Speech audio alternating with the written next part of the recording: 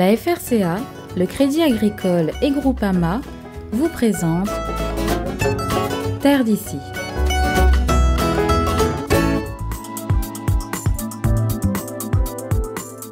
Anticiper et se donner les moyens de réagir rapidement face aux maladies émergentes du bananier, c'est sur cette thématique que les chercheurs des pays de la zone se sont retrouvés récemment dans notre île pour travailler. La formation s'est déroulée au pôle de protection des plantes, ici au CIRAD à Saint-Pierre, à La Réunion.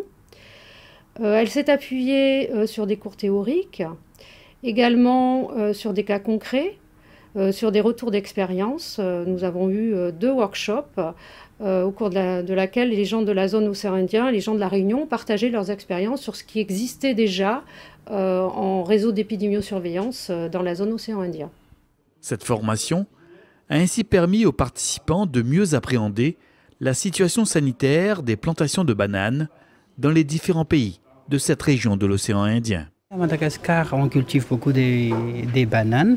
Et oui, c'est sûr qu'il y a des maladies. On a aussi la présence de cercosporiose noire à Madagascar. On sait très bien que la banane aux Comores, c'est une des principales cultures, puisque normalement c'est la première culture qui est cultivée aux Comores. Et on a plusieurs maladies sur la banane, mais la principale maladie c'est la cercosporiose et c'est la plus redoutable, c'est la cercosporiose noire du bananier. Donc elle pose beaucoup de dégâts actuellement aux Comores et pour l'instant il n'y a pas un plan de surveillance contre cette maladie. Si aux Seychelles, la culture de la banane est moins vitale que dans l'archipel des Comores, nos voisins mauriciens, eux, sont tout autant confrontés que nous à certaines maladies qui touchent le bananier. Donc les maladies présentes, on a le banana freckle disease, la cercosporiose et la fusarieuse. Mais la race 1 à Maurice, ce qu'on a actuellement.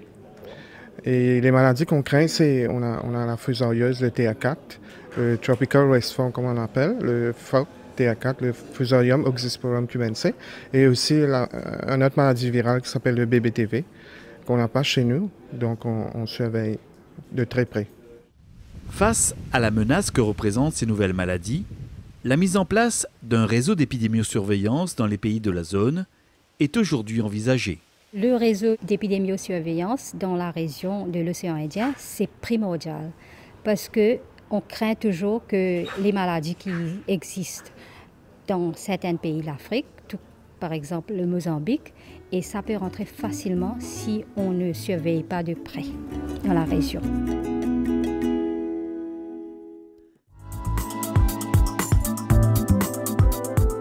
Certaines maladies graves du bananier sont aujourd'hui présentes dans des pays de l'Afrique de l'Est. Pour éviter que celles-ci ne se propagent dans les îles de l'océan Indien, le CIRAD, en partenariat avec les chercheurs des pays de la zone, travaille depuis peu à la création d'un réseau d'épidémiosurveillance sur ces nouvelles maladies. À cette occasion, Madame Yolande Chilin, qui est ingénieure au CIRAD en Guadeloupe, est venue pour partager son expérience de réseaux d'épidémiosurveillance qui ont déjà été mis en place depuis quelques années en Guadeloupe et dans la région Caraïbes. Ces réseaux d'épidémiosurveillance sont sur des maladies émergentes du bananier. On a mis en place un workshop et c'est Catherine Abadi du CIRAD qui en 2006 a réuni pratiquement tous les États de la Caraïbe, une vingtaine d'États de la Caraïbe, pour qu'il y ait un échange, le départ d'un échange d'informations sur l'expérience entre les pays qui avaient déjà cette maladie et les autres qui étaient encore indemnes de cette maladie. En prenant les devants, les chercheurs antillais se donnent alors les moyens de lutter plus efficacement contre le terrible champignon qui s'attaque et décime les plantations de bananiers.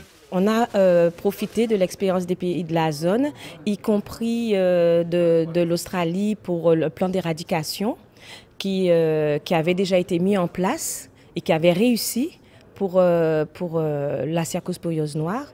Donc l'intérêt c'était de faire venir un expert de l'Australie pour voir la configuration de notre sol bananière aussi et de voir si c'était possible de mettre le plan d'éradication en place. S'appuyer sur l'expérience antillaise pour mettre en place un réseau d'épidémiosurveillance dans l'océan Indien, C'est en tout cas l'un des objectifs du CIRAD et de ses partenaires. Donc à la fin de cette formation, nous avons fait un bilan ensemble avec donc, les différents acteurs en santé des végétaux de la zone océan Indien pour décider sur quelles problématiques communes nous allions renforcer les réseaux d'épidémiosurveillance. Et notamment, nous avons décidé de mettre l'accent sur certaines maladies émergentes du bananier. On s'engage donc à partager les informations entre les différents pays de la zone. On va également apporter un appui sur le diagnostic et également sur les protocoles d'échantillonnage.